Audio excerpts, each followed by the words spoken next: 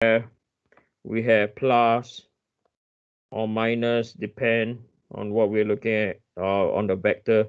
We have mx, moment about x-axis, over ixx multiplied by y, plus or minus my over iyy multiplied by z. Okay, so this is one formula that we're going to use. Then another formula that we're going to use, we know that there are shear forces. Why we know there are shear forces is when we construct the perpendicular, the centroid. Okay, remember, construct the centroid. The centroid is going to be over here. Right, it's just a sketch. Okay, I'm going to tidy things up. So there's our centroid. Okay, so there's our centroid. And there are forces acting perpendicular to the centroid. So we know, right, the shear, the forces are in the x and in the what? The y direction. Okay, so we know that we're going to find a shear. So this will be equal to, it will be in terms of x. So we know Vx, you are going to use Iyy Qy divided by T, then plus or minus depending on the direction. This is Vy over Ixx Qx divided by T. Okay, so we know that we're going to combine these two formulas together. Okay, then we're going to draw an element, and then we're going to find our principal stresses. Okay, so we know that we're going to find, so from here we're going to find our stresses, right?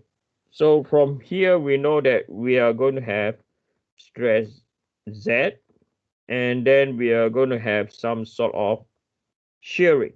Okay, so if I'll draw our element, that is our Z, and this direction relative to the diagram, no, relative diagram, it should be in this direction. This is X, and this is Z. Okay, we don't have any normal stress in the X direction or in the Y direction. Okay, you realize that. So these are the set of formula that we're going to apply. Okay, so looking at our information that was given to us, we try to identify. Okay, so we know that our area, right? Our area is equal to 5320 times 10 to the power minus 6. Convert everything into engineering units, okay? Times 10 to the power minus 6. And then we know our D, right? So given our D is 0.205 meters, right? Then our BF is 166, so 0.166, right? And then our flange thickness is 11.8, so 11.8 times 10 to the power minus 3. Our web thickness is 7.24 minus 3 meters. Then we know our Ixx is equal to 40.8 times 10 to the power minus 6 meters squared. And then our Iyy is equal to 9.03 times 10 to the power minus 6 meters squared. Okay, so we get. So now the first thing we're going to do, okay, we are going to identify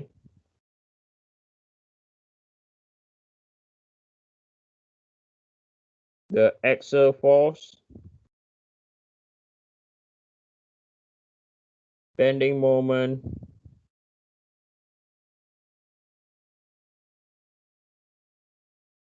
and shearing force.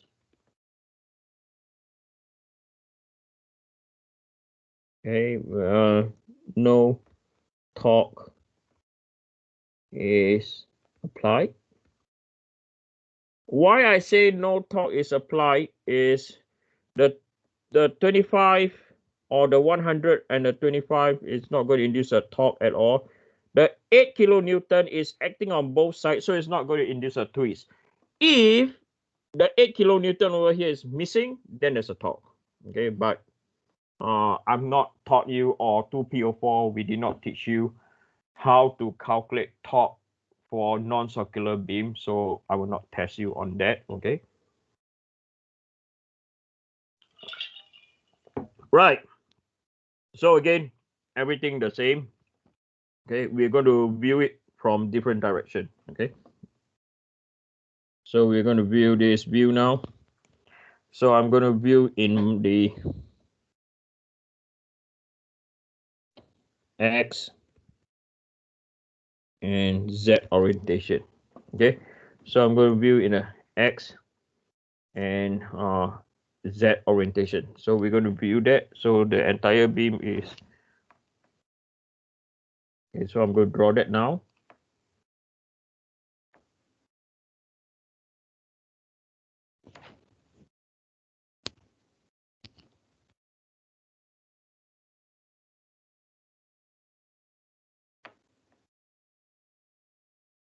Okay. Right. So over here is my element A. So over here, this is the element A. And then I'm going to draw our centroid. Okay. So we know that element A has been offset by what? By 0.75 millimeters on one side. Okay. Right. Then we start incorporating our forces. So we have a twice. Hold on. Yep. Over here we have 8 times 10 to the power 3 Newton. Just put a comma to tell you that you have 2. Okay, or not you'll forget. And then you have 25 times 10 to the power 3. And then you have a vertical force coming down. And this is doing 100 times 10 to the power 3 Newton. Okay. So once you have that, it's so clear cut what you can do now. So you know that there will be a PZ because it's acting along the sorry, I didn't, the what do I call this, neutral axis.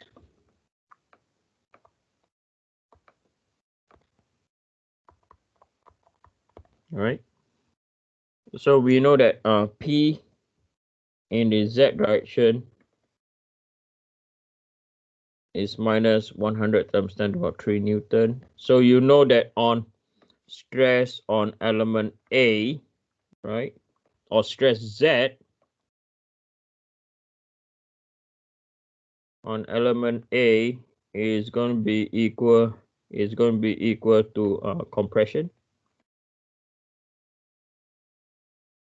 And you know that the formula is P Z divided by A, right? So you only need to consider the arrows, okay? The cross and the dots you ignore.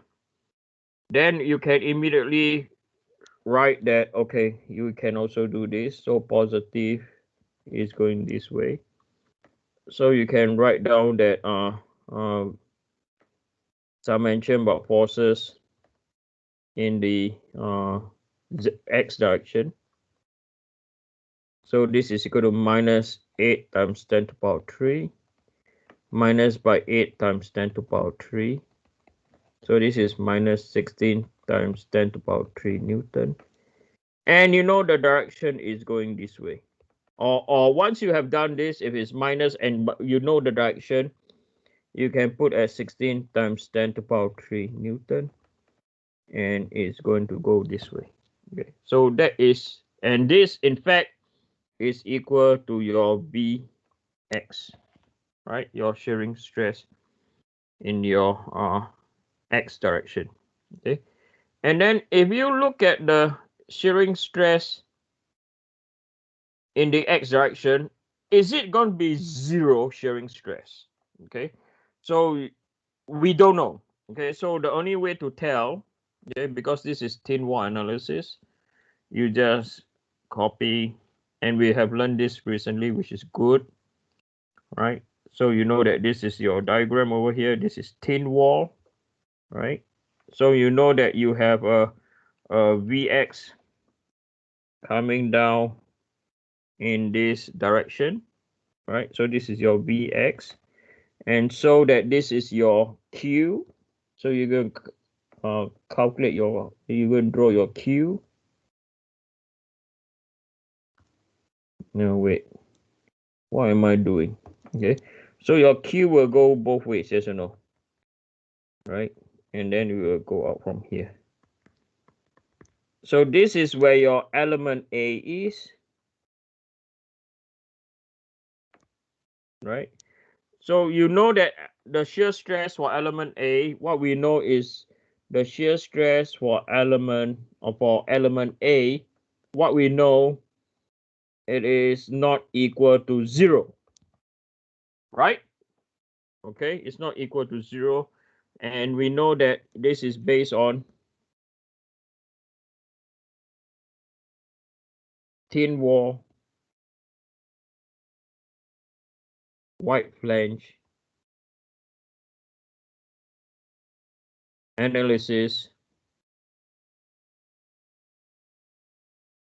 and you have what? 2Q, yes or no? 1Q over here, the other Q over here, there. So you're gonna have 2Qs. Okay, for now. Okay, so just you have to recap what you have learned. Okay, and you know that the thickness, right? The thickness is equal to 11.8 times 10 to the power minus 3. Okay, so that is your Vx. Okay, then you look at it, anything else? That's all we can see. So you have your, do we have a moment? Oh yeah, we have a moment also, right? So if you look at the 8 times 10 to the power 3, and then this is your rotation. I'm trying to visualize. This is the rotation in the y. Okay, so we realize that there's a perpendicular distance of the twice of the 8 times 10 to the power 3. Okay, so we know that we have this distance, and again for this case it's towards the element, right? It's towards the element because the perpendicular distance is parallel to the what? To the neutral axis. Okay, so this distance is equal to 0.6 meters. So we know that we are going to get a moment, right? Moment in the y direction. So I'm going to declare that going this way is positive. Let me do it down here. Okay, let me, is looking messy again, unfortunately. I should be set good example to you guys not being messy. Okay, so we know that moment in the y direction is equal to twice 8 times 10 to the power 3. Perpendicular distance is 0.6. So this is 2 times 8 power 3 times 0.6 is equal to 9,600 Newton meter. So that is our moment in the y.